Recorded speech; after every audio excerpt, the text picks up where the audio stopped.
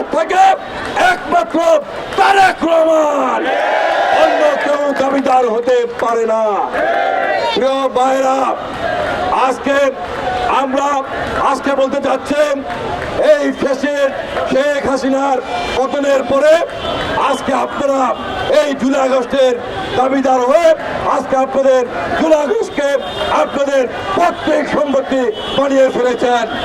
আজকে আপনারা বিএনপির বিরুদ্ধে আজকে আপনারা মিথ্যাচার করছেন, আজকে তারেক রহমানের বিরুদ্ধে মিথ্যাচার করছেন।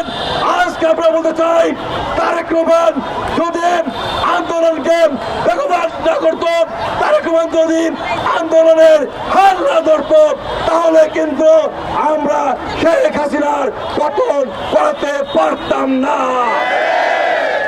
প্রিয় সাথী বন্ধুরা, সাথে সাথে একটি কথা বলতে চাই, যদি শেখ হাসিনার পতন নিশ্চিত না হতো, এই সাজিদ নায়েব হাসনাত আপনাদের কিছুই হতো না। কারণ আপনারা কিন্তু বঙ্গবন্ধুর সন্তান, শেখ হাসিনার সন্তান। আর ফাঁসি হলে আমাদের হতো, আমাদের নেতার হতো, আমাদের কর্মীদের হতো, আপনাদের কিছুই হতো না। আপনারা আজকে বড় বড় কথা বলেন। প্রিয় সাথী বন্ধুরা, এই জুলাই আগস্টকে প্রত্যেক সম্পত্তি বানিয়ে গত এক বছরে নায়েব, সাজিদ, হাসনাত, নাসের আজকে আপনারা হাজার হাজার কোটির মালিক হয়েছেন।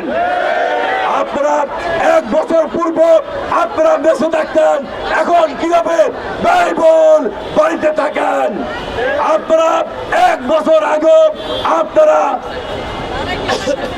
পাবলিক বাসে চলতেন, এখন আপনারা কিভাবে 2 কোটি 3 কোটি টাকার গাড়ি ব্যবহার করেন?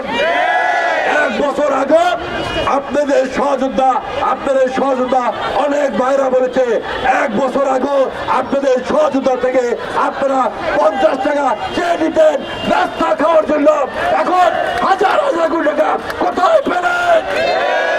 প্রিয় সাথী বন্ধুরা, এর জবাব দিতে হবে। আপনারা মনে করেন আপনারা পার পেয়ে যাবেন, পার পাওয়ার কোন সুযোগ নেই। সাজিদ, হাসনাত, নায়েব আপনারা পার পেতে পারবেন না। আপনারা গত এক বছর যা যা করেছেন তার হিসাব বিএনপির প্রতিটা কর্মী নিবেই নিবে ইনশাআল্লাহ।